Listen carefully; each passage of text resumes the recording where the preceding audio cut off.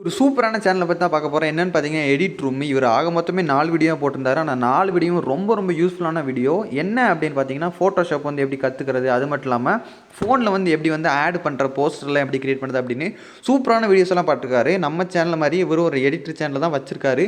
So என்ன பண்ணிட்டீங்கன்னா உங்களுக்கு இந்த பார்க்குற தம்ப்லைனில் ஏதாவது உங்களுக்கு தேவைப்பட்ட வீடியோவாக இருந்தால் சேனல் லிங்க் டிஸ்கிரிப்ஷனில் கொடுக்குறேன். மறக்காம போய் பாருங்கள். பிடிச்சிருந்தா சப்போர்ட் பண்ணுங்கள், சப்ஸ்கிரைப் பண்ணுங்கள். ஃபோட்டோஷாப் பற்றி போட்டிருக்காரு, உங்களுக்கு யூஸ்ஃபுல்லாக இருக்கும்னு நினைக்கிறேன்.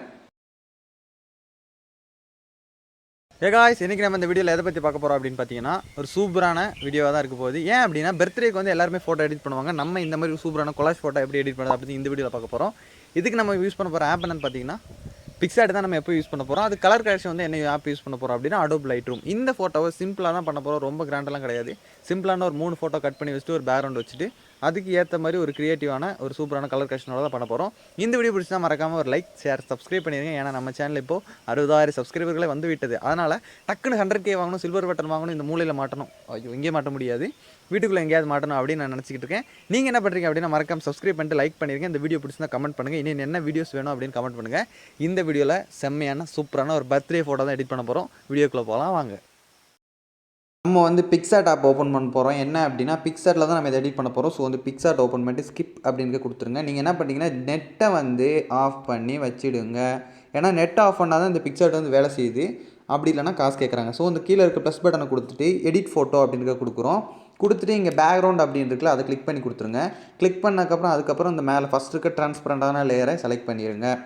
எதுக்கு இதை செலக்ட் பண்ணுற அப்படிங்கிற காரணம் இருக்குது.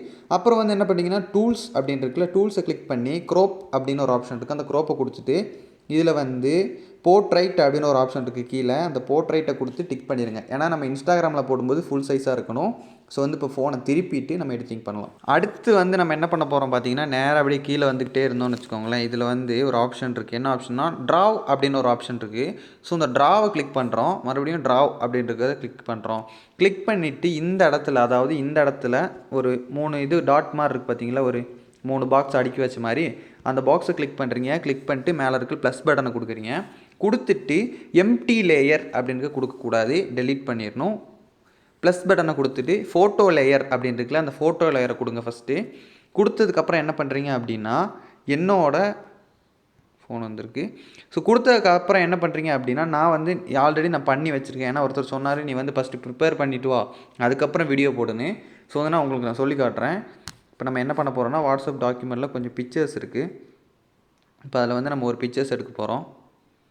ஸோ வந்து இப்படி பிக்சர் வந்து இப்படி வந்துடும். அப்புறம் வந்து டிக் பண்ணி விட்டோம் அப்படின்னா அந்த பிக்சர் வந்து இப்படி ஆட் ஆயிரும். அடுத்து என்ன பண்ண போகிறோம் அப்படின்னா எரேசர் டூல் இருக்குது பார்த்தீங்களா, இந்த எரேசர் டூலை கிளிக் பண்ணுறீங்க. டூலை கிளிக் பண்ணிட்டு இதில் 3ஆவதாக இருக்கிற இந்த ப்ரெஷ்ஷை கொடுக்குறீங்க, செலக்ட் பண்ணுறீங்க.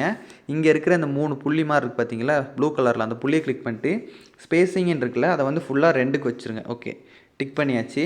மறுபடியும் எரேசரை கிளிக் பண்ணிட்டு அந்த ப்ரெஷ்ஷோட சைஸை கூட்டி வச்சுட்டு செட் அப்படின்ட்டு கொடுத்துட்டோன்னு வச்சுக்கோங்களேன். இப்போ வந்து செட் ஆயிரும் ப்ரெஷ்ஷோட சைஸு. இப்போ நம்ம டேரெக்டாக என்ன பண்ணுறோன்னா ஜஸ்ட்டு ஜூம் பண்ணிவிட்டு இப்படி அழித்தோம் அப்படின்னு வச்சுக்கோங்க, அது வந்து இந்த எட்ஜெல்லாம் பர்ஃபெக்டாக வந்து அழிச்சு எடுத்துரும். நீங்கள் பார்ப்பீங்கன்னு எனக்கு தெரியும் எப்படி வந்து எரேஸ் பண்ணுறது அப்படின்னு. இந்த மாதிரி நம்ம ஒரு 3 ஃபோட்டோவை எரேஸ் பண்ணணும். ஏன்னா ரொம்ப ஃபோட்டோ போட்டால் நல்லாவே இருக்க மாட்டேங்குது. நம்ம ஒரு 3ஓ ஒரு 4ஓ கூடி போனால் ஒரு 3 4.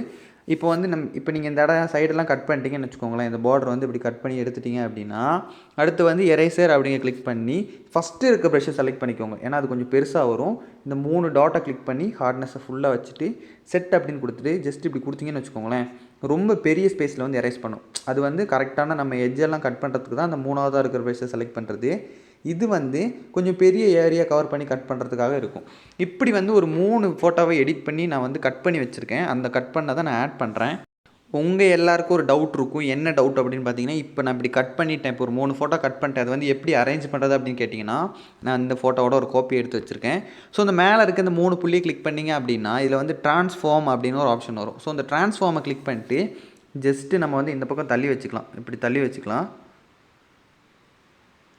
இந்த இடத்துல வேணாலும் இந்த இடத்துல வச்சு டிக் பண்ணிக்கலாம். இப்படி தான் இந்த ஃபோட்டோ வந்து ட்ரான்ஸ்ஃபார்ம் பண்ணுறது. அதாவது ஒரு ஃபோட்டோவை பின்னாடி முன்னாடி வைக்கிறது. இப்போ உங்களுக்கு டவுட் இருக்கும், இந்த ஃபோட்டோ முன்னாடி வந்துச்சு, அந்த ஃபோட்டோ பின்னாடி வந்துச்சு, இது எப்படி நான் கீழே கொண்டு வரது, பேக்கில் கொண்டு போகிறது அப்படின்னா ஜஸ்ட் இந்த சைடில் லேயர்ஸ் இருக்குது பார்த்தீங்களா, அந்த லேயர்ஸை கிளிக் பண்ணி ஒரு லாங் ப்ரெஸ் பண்ணி கீழே இழுத்தீங்க அப்படின்னா இது வந்துடும்.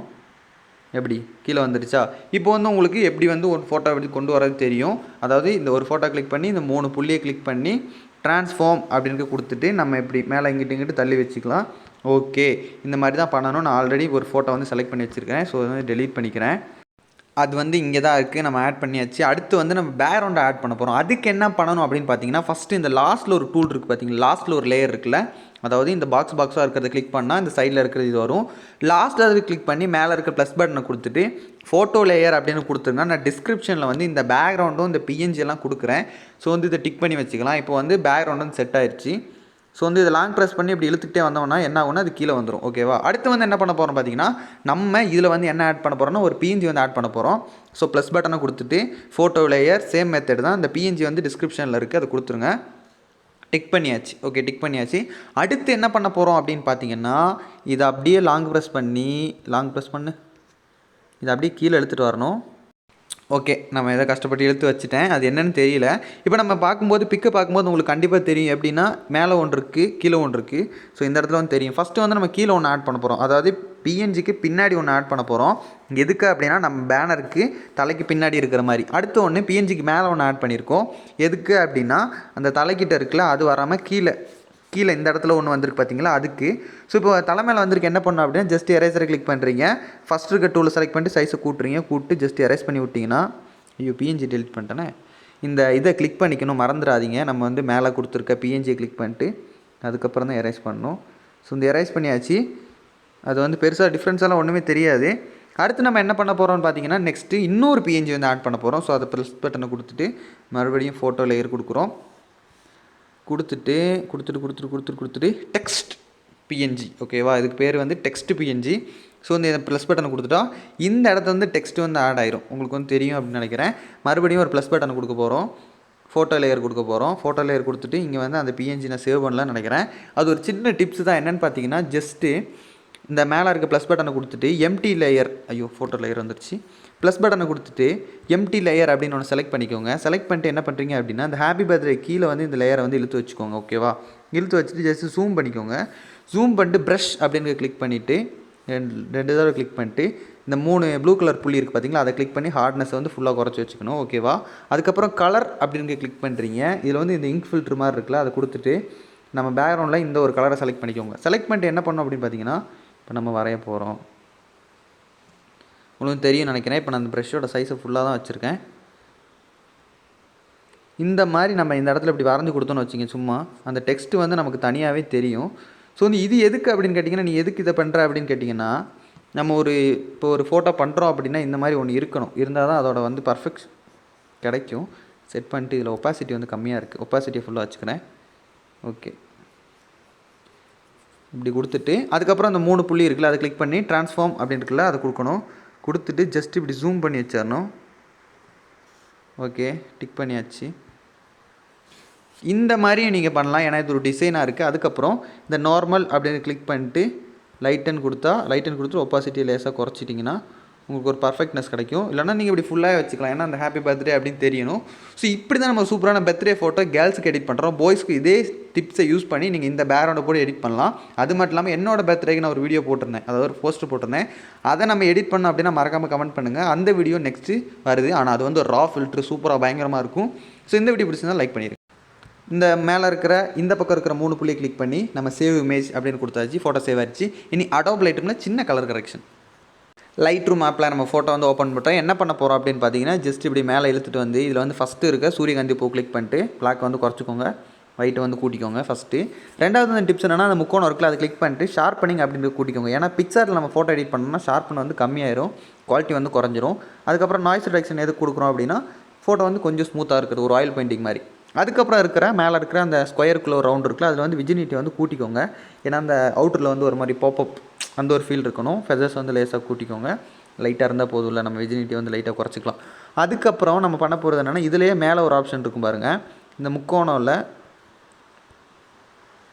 இருங்க வரேன், இந்த கலர் ஆப்ஷன் இருக்குல்ல, இந்த கலர் ஆப்ஷனில் டெம்பரேச்சர் அப்படின்றத லேசாக நீங்கள் கூட்டுறீங்க. ஏன்னா நமக்கு ஒரு வாமான, இப்போ இந்த ப்ளூ கலரில் இருக்குது, இது வந்து ஒரு வாமான ஃபீல் இருக்கணும்.